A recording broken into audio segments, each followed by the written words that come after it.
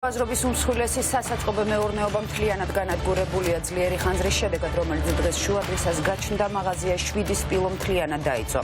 Ცეცხლი 5,000 კვადრატულ მეტრ ფართობზე იყო გავრცელებული და მის ჩაქრობას 12 სახანძრო სამაშველო ჯგუფი ცდილობდა.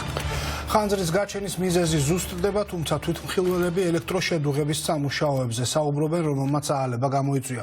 ზარალი წინასწარი შეფასებით რამდენიმე მილიონს აღემატება საბედნიეროდ, არც ერთი ადამიანი ხანძრის შედეგად არ დაშავებულა. ცეცხლის ქრობა ამ დრომდე გრძელდება. ჩვენი ჟურნალისტი ნინა მაჩაბელი შემოგვიერთდება ახლა ადგილიდან პირდაპირ ეთერში. ნინა, რა ვითარება ალილოს ბაზრობაში ამ წუთისთვის? ამ დროის მონაცემებით უკვე თითქმის 7 საათია, რაც 100-ზე მეტი მეხანძრე მაშველი ცდილობს ლილომორის ტერიტორიაზე 7 სპილოს მაღაზიის საწყობებში ხანძრის ჩაქრობას, თუმცა ამ დროისთვის თქვენ ხედავთ რა ხდება პერიმეტრზე 5,000 კვადრატულ მეტრზე იყო გავრცელებული არსებული ინფორმაციით ხანძარი, გარკვეულ ნაწილზე უკვე ლოკალიზებულია ცეცხლი, თუმცა ხედავთ კვლავ არის დარჩენილი ღია კერები, სადაც აქტიურად მიმდინარეობს ახლა ქრობის პროცესი. გარკვეულ ტერიტორიაზე ასევე არის ხრჩოლავი კერები, რომელსაც ამუშავებენ.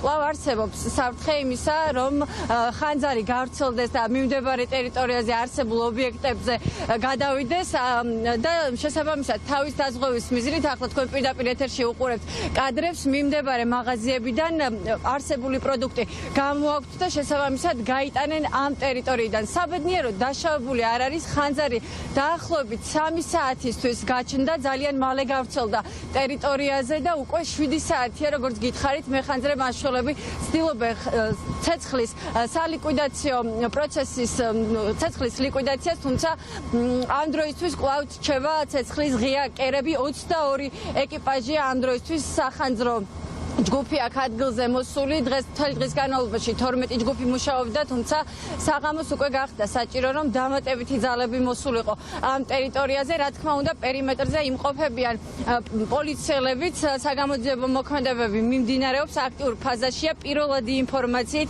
საწყობის მეორე სართულზე ელექტროსადენებს გაუჩნდა ცეცხლი და ცეცხლი ძალიან მალე გავრცელდა. არსებული ინფორმაციით ეს ვითარება კვლავ არის უცვლელი ძალიან დიდ ტერიტორიაზე. გარკვეულ პერიმეტრზე კვლავ არის ცეცხლის ღია კერა და ამ წუთებში მეხანძრე მასშველები მუშაობენ იმისათვის, რომ პერიმეტრზე მთლიანად იყოს ლოკალიზებული ხანძარი, როგორც გითხარით, გარკვეულ პერიმეტრზე კი უკვე ლიკვიდირებულია და ასევე არის ლოკაციები, სადაც არის ჩამქრალი, ოღონდ დარჩენილია ხრჩოლავი კერები და მიმდინარეობს ამ დროისთვის ამ პერიმეტრზე ხრჩოლავი კერების დამუშავებაც. ხანძრის ჩაქრობა არ გართულებულა, ვინაიდან ფართობი არის ძალიან დიდი, წვადი მასალა არის ძალიან ბევრი და შესაბამისად მოგეხსენებათ, რომ ეს არის ბაზრობის ტერიტორია და აქედან გამომდინარე წვადი მასალა არის ძალიან ბევრი. რამაც ესე რომ ვთქვათ, გააჭიანურა დროში ხანძრის ქრობა. ხანძრის ქრობის პროცესი წარიმართა ნორმალურად.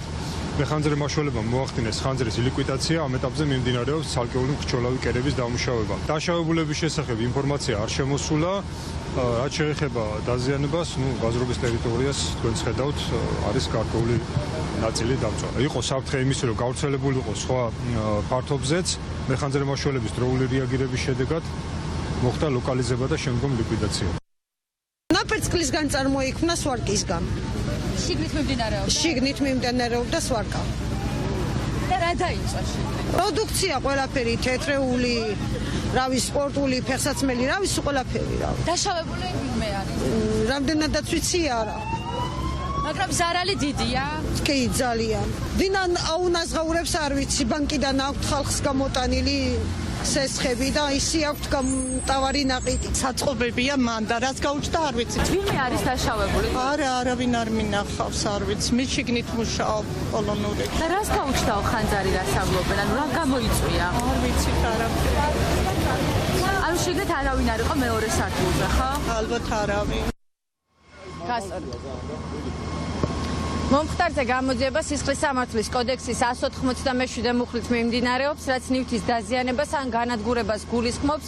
ზარალი რამდენიმე მილიონ ლარს აღემატება. პირველადი ინფორმაციით, როგორც გითხარით, ხანძარი გაჩნდა 7 სპილოს საწყობის მეორე სართულზე, ელექტროსადენებს გაუჩნდა არსებული ინფორმაციით ცეცხლი, თუმცა ეს ინფორმაცია, რა თქმა უნდა, არის დაუზუსტებელი და მანამდე სანამ გამოძიება არ დასრულდება, ოფიციალური პასუხი არ გვეცოდინება თუ როგორ გაჩნდა ამ ტერიტორიაზე ხანძარი.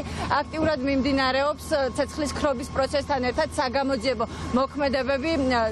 საგამოძიებო სამსახურის თანამშრომლები იმყოფებიან აქ, პარალელურად აქ იმყოფებიან მიმდებარე ტერიტორიაზე არსებული ობიექტის მფლობელები, რომლებსაც პროდუქცია გამოაქვთ და შესაბამისად უსაფრთხო ადგილას გადააქვთ იმისათვის, რომ არ გავრცელდეს ცეცხლი კიდევ უფრო დიდ ტერიტორიაზე, იმიტომ რომ არსებობს კვლავ რისკი, რომ ცეცხლი გადაედოს მიმდებარე ობიექტებსაც.